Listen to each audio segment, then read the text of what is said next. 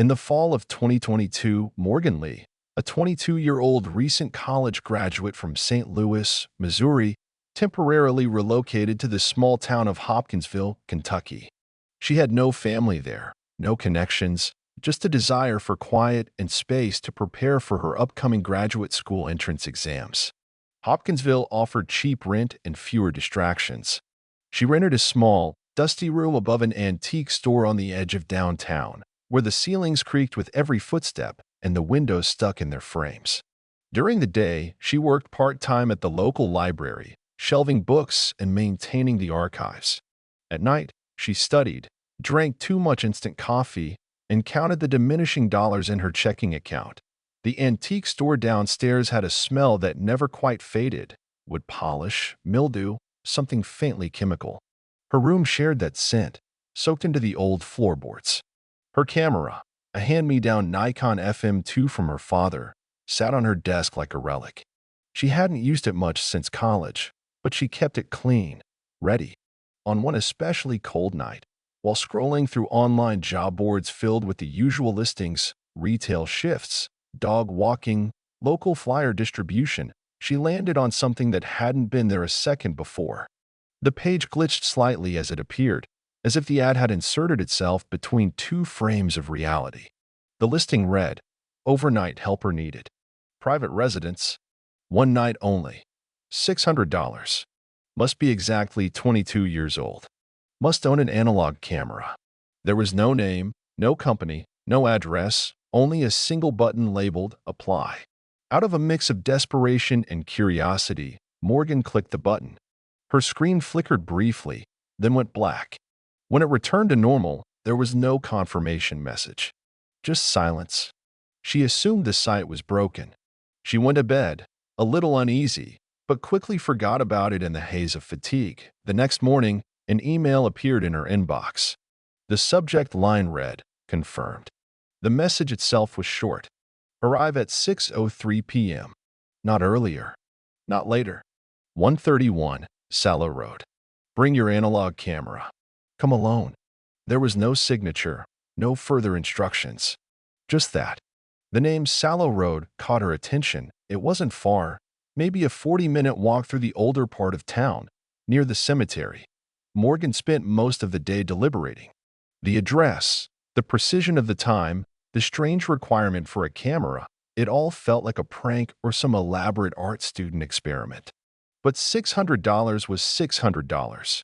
Her rent was overdue, and her student loans would not wait. She cleaned her camera, packed 2 rolls of black and white film, and left her apartment as the sky turned amber with sunset. Sallow Road was an unlit stretch near the edge of town, where the houses grew older and further apart. As she walked, the temperature dropped unnaturally fast. A thick fog clung low to the ground, softening the shapes of mailboxes and garden fences. Number 131 emerged from the mist like a memory. The house was tall and narrow, built in colonial style, with cracked shutters and chipped white paint. A porch sagged under the weight of dead leaves. There were no lights in the windows, no sound of movement, just a stillness that seemed to bend the air around it. At precisely 6:03, the front door opened before she could knock. A woman stood there, her skin nearly translucent in the dimming light. She was tall, dressed in a floor-length gown the color of old bone, and her hair was coiled tightly at the base of her neck. Her expression was unreadable, but her eyes held something ancient, like someone who had seen too many versions of the same night. She handed Morgan an envelope with deliberate slowness, her fingernails brushing Morgan's hand for a moment too long. The woman turned without a word and disappeared into the hallway. The door remained open. Morgan stepped inside, clutching the envelope. The air smelled faintly metallic, like old coins or blood. The hallway was dim, lit only by a flickering sconce near the staircase. Everything in the house was a shade of brown or gray, like the color had been leached out long ago. She waited until she was alone to open the envelope. The paper inside was soft, almost pliable, and unnervingly warm, as if it had been pressed against someone's skin. As she unfolded it, she noticed a faint pulse in the corner of the page, like a heartbeat, or perhaps the flicker of something still being written. The rules were printed in neat, precise handwriting. but she could already feel the panic blooming behind her eyes. Something was wrong. The job was real, but it was not what she thought it was. She hadn't just stepped into a house. She had stepped out of time.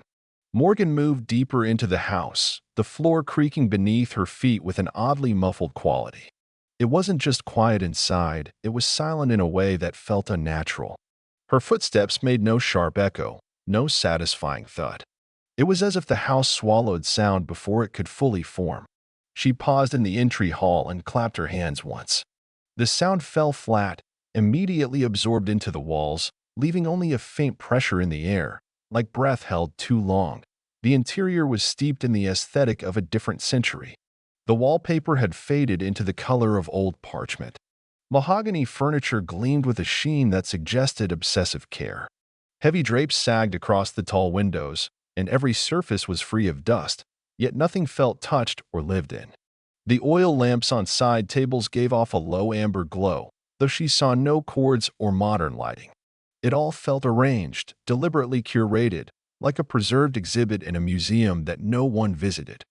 Morgan passed a hallway lined with framed photographs. They were all black and white, housed in ornate oval frames. At first glance they appeared normal, but when she looked closer, something was deeply wrong. The faces were blurred, not due to age or damage, but motion. In each image, the figures looked as if they had moved at the exact instant the shutter clicked. Hands were streaked, eyes displaced, mouths caught mid-syllable. The motion didn't make sense. It suggested not speed, but distortion, like reality had twisted for a fraction of a second. Eye in the kitchen, dim light flickered from a single kerosene lamp. On the table beneath it lay a folded page, aged but uncreased. Morgan approached and unfolded it with slow fingers. The paper felt organic, like something that had once been alive. The ink was rich and deep, not quite black, closer to dry blood. The rules were written in precise block letters. Never remove Jamie's glasses. If he asks about the past, do not answer. Keep the hallway light on until 12:07 a.m. If you hear a child crying behind the walls, close the windows. At 3:33 a.m. Photograph Jamie. Not earlier. Not later. Not attempt to leave before dawn. Morgan stood motionless for a long time, reading and rereading the rules. There was no context, no warning, only instruction. She placed the paper back on the table, though it seemed to pulse faintly beneath her fingers. The house stretched long in every direction, its proportions subtly off. Ceilings were too high, doorways slightly too narrow, like it had been built for a version of people no longer around. She followed the corridor past rooms that grew progressively colder, the light dimming the farther she went from the kitchen. She found the child in the nursery. The room was dimly lit by the flicker of a single night light shaped like a rabbit. Toys lay scattered in unnaturally neat patterns, as if set by hands that didn't understand play. Jamie sat cross-legged on a thick rug, wearing striped pajamas. His skin was pale, his limbs delicate, and his round glasses framed eyes that did not blink often enough. He turned to her with slow, deliberate movement, as if underwater. His expression was serene, even kind, but his gestures lagged ever so slightly behind time. It was like watching a video with a fraction of delay. He told her that Mrs. Blair was not his mother. He didn't remember where he was from. He didn't know why she was there.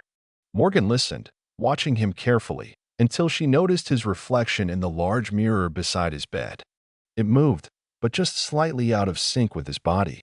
A blink too soon. A tilt of the head not yet made. She stared longer than she meant to, and a cold sweat broke out on the back of her neck. The nursery, like the rest of the house, was quiet to the point of nausea.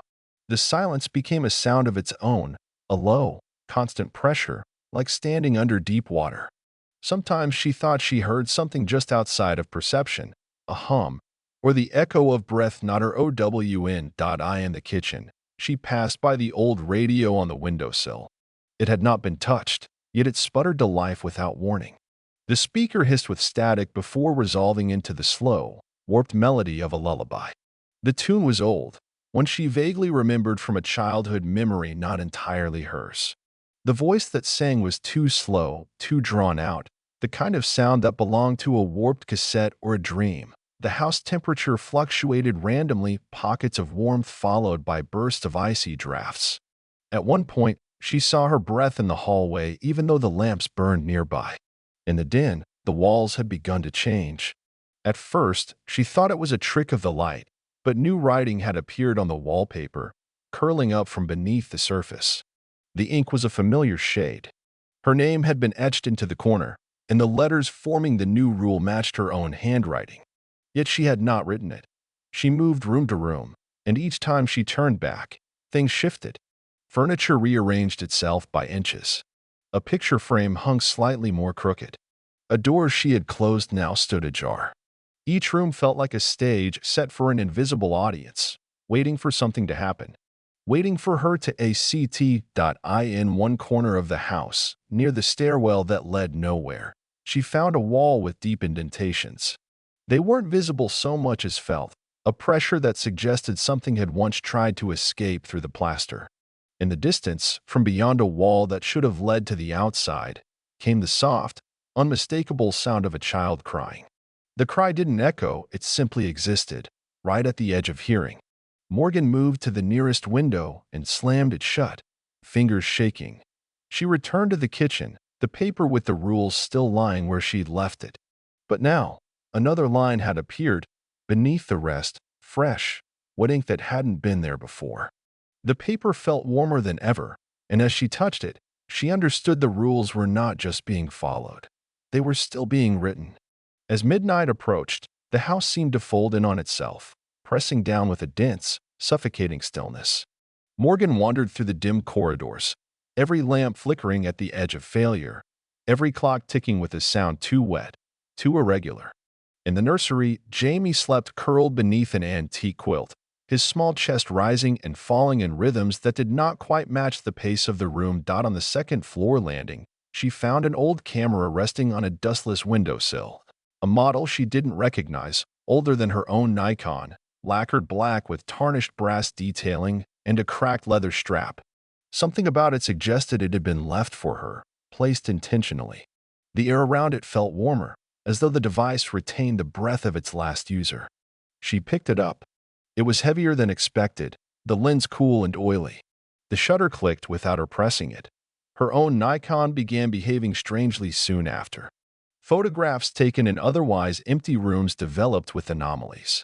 In the corners of frames where there had been only shadows, now appeared limbs, expressions blurred by motion, things peering around door frames that hadn't been opened. When she photographed Jamie sleeping, the resulting image showed him standing, awake, beside a man in a dark suit whose face had been half erased by static. She had taken the photo alone. No one else had been in the room. Her hands trembled as she thumbed through the developing shots. The film unwound itself slightly in the camera, dragging itself forward without being prompted. In the photographs, walls bled together, perspectives bent, and lighting warped unnaturally. Lamps cast shadows that contradicted physics. Some frames were inverted in color, others blurred around the edges like old memories. In more than one image, she caught glimpses of herself, but not exactly herself. Older, with a different posture, a different weight in the face, holding the antique camera and standing in rooms she hadn't yet entered. AT-007, the hallway lamp began to stutter. Its filament blinked like an eye on the verge of sleep, light strobing with increasing irregularity. Morgan stood frozen at the top of the stairs, watching as the house seemed to hesitate. Behind the wallpaper, she heard the groaning of pipes, or something deeper, more organic. Jamie remained asleep, but the temperature shifted. The air grew wet. Somewhere close, a floorboard cried out under unseen weight. Then came the footsteps. Slow, deliberate. Behind the walls, the soft weeping that had echoed earlier grew into something raspier, thicker. It no longer sounded like a child.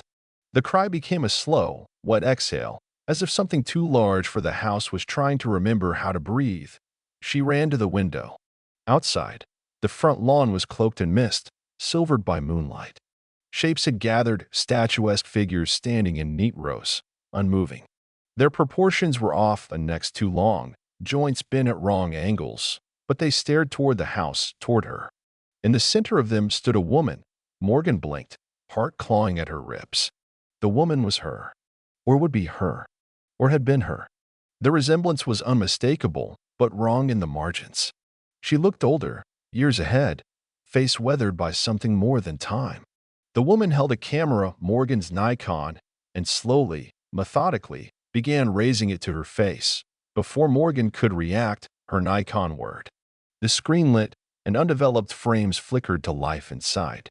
Photographs began appearing on their own, as though the camera was pulling them from the air. Frame after frame of the nursery, the hallway, the kitchen, but always with differences. Jamie was there, but the woman beside him changed. Sometimes she looked like Mrs. Blair, other times like Morgan, only with eyes too deep set, a mouth slightly too wide. One photo showed Morgan herself sleeping in the hallway, though she'd never lain down. Time lost its order. The grandfather clock struck once, then again in reverse. Her phone displayed 3:20, then 1:58, then flashed 3:31. None of the digital devices would hold a steady read. The analog clocks ticked against themselves. She stared at one and watched the hands twitch backward, freeze, then resume at a different hour. The house breathed with her now. Every motion she made seemed to echo before it happened. Her shadow split once at the corner of a hallway, and one part failed to rejoin her. In the mirror above the mantel, her reflection was no longer matching her movements, blinking too soon, smiling without her. And in her hands, the Nikon continued to record it all, developing photographs she never took, as if the house had begun using her memory as film, the veil between now and then thinned. Something was drawing near. At exactly 3:33 a.m., the silence in the house turned crystalline, brittle, and charged, like the breath held between lightning and thunder.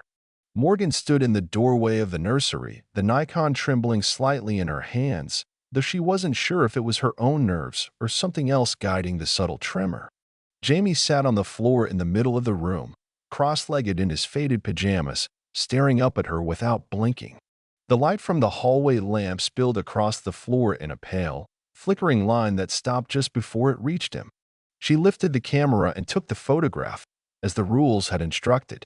The shutter clacked like a snap of bone. In that moment, something inside her shifted, like the final gear clicking into place in a machine she hadn't realized she was inside of. The image developed quickly, too quickly. The photograph ejected half-formed, its surface wet and humming with static energy. Morgan peeled it free, holding it up to the dim light. What she saw wasn't a boy. The figure in the picture wore Jamie's clothes, sat in Jamie's posture, but the face was wrong, horribly wrong. It stretched and folded, smeared at the edges like something caught between frames of a corrupted film reel. No nose, no lips, just a blur where features should be, like motion frozen mid-shift. Eyes hollowed out, too deep, too distant, staring back at her from a place far removed from human recognition. But when she lowered the photo and looked at Jamie directly, he still looked the same, or close to it. Still a boy, still small, still wearing glasses. But now his eyes, behind the lenses, seemed to recede deeper into his skull, like tunnels with no end. They absorbed light instead of reflecting it. His skin, too, had become subtly less natural, the hue of it dulling to something that couldn't be captured in ordinary daylight. Then he spoke, voice quiet and calm, almost tender. He told her that now she could see what he truly was. But it wasn't everything. Not yet. From above, a sound interrupted the stillness, a single droplet, followed by another. Something thick and viscous began dripping from the ceiling. It landed on the wooden floor with a dull plop, dark as ink, oily and iridescent in the flickering light. The smell followed seconds later, metallic and chemical, like a photo lab left to rot. The substance spread slowly, pooling in the spaces between the floorboards. All around her, the walls began to change. What had been aged wallpaper now pulsed and warped as if breathing. Thin lines appeared across its surface, forming loops and curves in some unknown script.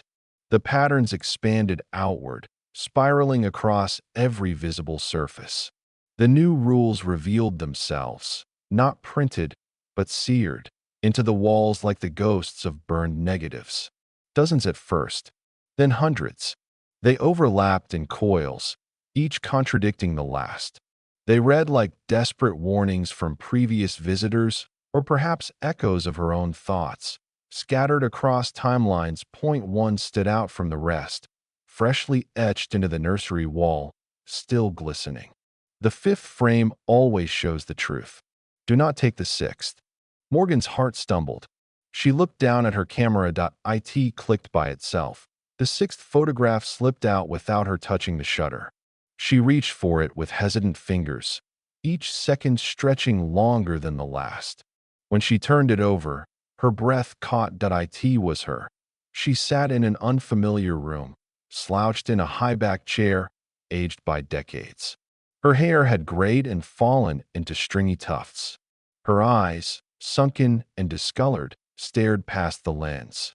Her hands, trembling, gnarled, were stained black up to the wrists, as if dipped in something unnatural. Strewn around her feet were dozens of photographs, each showing different women in the same chair, each with the same hollow eyes, the same dark hands, the same quiet, defeated expression. In each image, the room was slightly different. The faces varied, but the pose remained the same. She was not the first. Jamie was no longer on the floor. The room had not changed, but he had vanished. Morgan turned in place, scanning corners and shadows. No door creaked. No sound signaled his departure. Yet he was gone. She stepped closer to the wall.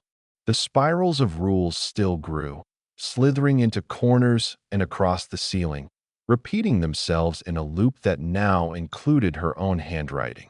She turned toward the largest stretch of wallpaper near the nursery closet and froze. Jamie's outline moved beneath. It rippled like fabric over muscle, the wallpaper bulging slightly as he passed behind it, his silhouette gliding silently between layers of the house. One small hand pressed outward against the paper from the inside, fingers splayed. His face turned toward her, though it was flattened and strange through the floral pattern. Then he stepped further in, deeper into the wall, and the surface smoothed behind him, leaving no mark. Morgan stood alone in the nursery, camera clutched tight, the sixth photo still damp in her hand. The house pulsed around her, and the black droplets from the ceiling continued to fall, eating into the floor like acid. The glow of the hallway lamp failed without warning, and the house surrendered to total darkness. No moonlight reached the windows, no electrical hum remained. Morgan's breathing sounded too loud in the void, but even that soon felt dampened by the same unseen force that had swallowed every other sound. Only her Nikon offered temporary vision. Each press of the shutter sent a strobe of white across the corridors, exposing fragments of impossible architecture before plunging her back into night. The first flash revealed a stairwell she had never seen, spiraling downward in a direction that defied the original floor plan. The second illuminated a narrow door at its base, half open and exhaling cold air tinged with chemicals. On instinct she descended, each step measured by the cadence of her heartbeat rather than sight. Wooden treads cracked beneath her, but produced no echo. The darkness felt liquid, sliding against her skin, reluctant to let her move through. The bottom. The next burst of light uncovered an underground hallway lined with framed prints, monochrome studies of a woman unclothed, yet wearing faces not her own. The bodies were consistent, the stature, the curve of the shoulders, the angle of the collarbone. Yet every photograph displayed a different visage stitched onto the form, as if masks of identity had been developed instead of features. In the brief brightness, Morgan recognized the pale gown draped over a chair in several frames, the same gown the tall woman at the door had worn. Every face seemed a moment away from becoming her own. Another flash disclosed a broad chamber, an antique darkroom preserved in sepia gloom. Red safe lights hung lifeless from the ceiling. Trays of expired chemicals sat congealed on a counter. A cloying odor of fixer and decay saturated the air, scratching her lungs with each breath. On a central table lay thick, leather-bound albums. Raised lettering on their spines named occupants and years. Kelsey 1985, Margaret 1993, Rose 2006. She opened the first volume under the transient flare of her camera. Page after page showed the same woman in identical poses, yet the backgrounds changed. Victorian parlors, mid-century kitchens, modern living rooms. The progression of eras suggested that the house had existed outside linear time, collecting versions of a single subject across decades.